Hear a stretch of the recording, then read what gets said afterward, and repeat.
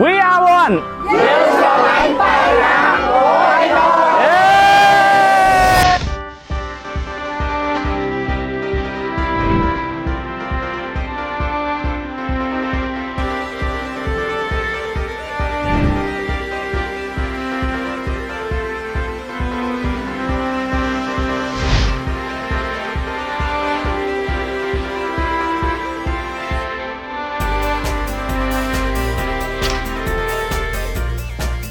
អរគុណដល់គ្នា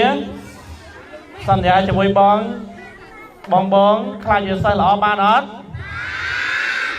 ជាកូនល្អបានអត់ជាមិត្តល្អបានអត់អូពិតជារំភើបណាស់បាទហើយពេលលេងជាមួយគ្នាអត់ឆ្លោះគ្នាទេមែនទេដល់អត់ទឹកចិត្តសោះដល់អត់ទឹកចិត្តសោះនេះអ្នកគ្រូមិនលួចសើចឥឡូវចាប់ពីថ្ងៃនេះទៅសន្យាជាមួយបងធ្វើជាសិស្សល្អបានអត់ចឹងគឺបងមិនមាននៅសារច្រើនទេគឺដោយសារបងក្តៅហើយហេវបាយបាទឲ្យចាំមួយថ្ងៃហើយចឹងទេ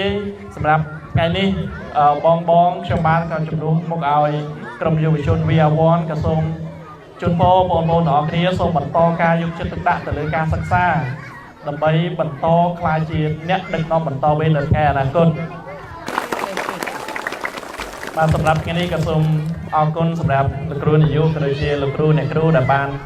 អនុញ្ញាតផ្ដល់ឱកាសឲ្យគ្រួសារមូលនិធិ VR1 បានជួបជុំបងថ្ងៃនេះជាចុងបញ្ចប់ខ្ញុំបាទកែសេរីក៏សូមជូនពរបាទលោកគ្រូទាំងអស់គ្នាជុំនៅពុទ្ធពរមួយប្រកាសគឺអាយុវណ្ណៈសុខៈពលៈ8ទីទៀតឡើង